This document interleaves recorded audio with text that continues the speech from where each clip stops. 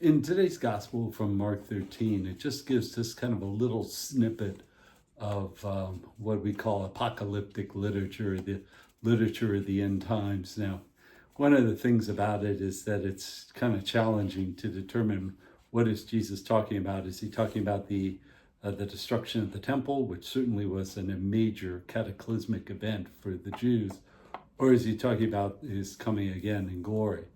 And so one of the things about it is that the chapter starts out with the apostles, and they're all enthralled and they're in awe of looking at the temple. Because after all, the temple was a grand and glorious thing. It was built to be impressive. Herod wanted to ingratiate himself, and so he built this grand temple in the style that it was done back at the days of Solomon. And so what happened is the temple was so imposing and so impressive, but Jesus says that one stone is not going to be left on another.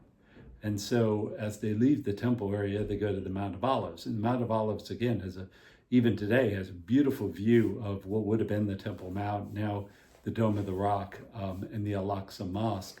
But it has a beautiful view, and then surrounding Jerusalem. So Peter, James, John, and Andrew ask, when's this going to occur? What are the signs that it's going to occur?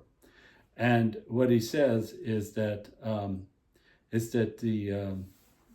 the destruction is going to occur. So one of the things about it is that the temple was destroyed. He said one stone is not going to be left on another.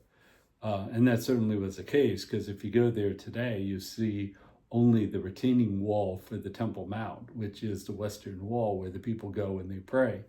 But that's it. That's the only thing that's left from the original structure.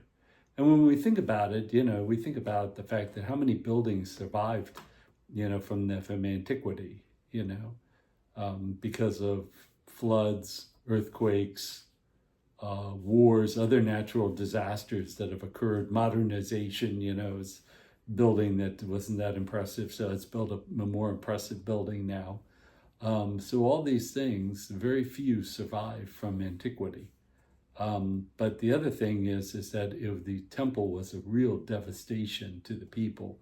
There were 97,000 who were held captive. There were 1.1 million who died, mainly of either by battle or by starvation. So 1.1 million, huge number. And so it's no wonder why Jesus says, flee to the hills. You think that you're going to get safety being in a walled Jerusalem. You think that's where you're going to be safe. But really, your only chance for safety is really being out there in the open, being out there in the fields. So that's where the safety is going to be. And that he also talks about the fact of persecution, that there's going to be family members against family members, that there's going to be false prophets. There are going to be prophets who will say, I am he, or try to delude the people from following the true Christ. And so one of the things about false prophets, one of the things about wars and insurrections and natural disasters, is that they really occur in every age.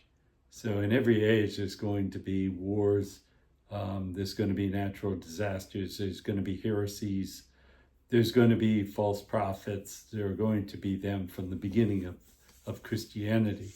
You think about, St. Paul and having to work with the Galatians.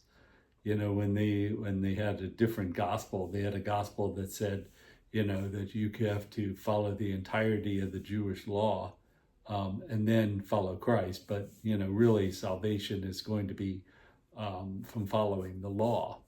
And so St. Paul had to dissuade them against that. They said that that's not true, that you're following a different gospel. Well, I think the same can be said in every age, as you have people who want to either have different heresies, different spins on the gospel that are incorrect or downright in error. And so you have those in every age. And so what does Jesus tells us to do is to be on watch. He tells us to be on watch. And so I think that's the key going into kind of the pre-Advent We always have in the Sunday before Christ the King, we always have that idea of watchfulness. And then we have Christ the King, and then we'll pick up that idea of watchfulness on the first Sunday of Advent. Again, more apocalyptic literature, more about, about the need for watchfulness. Only instead of the Gospel of Mark, we'll have the first Sunday of Advent from the Gospel of Luke this year. Thanks, and God bless.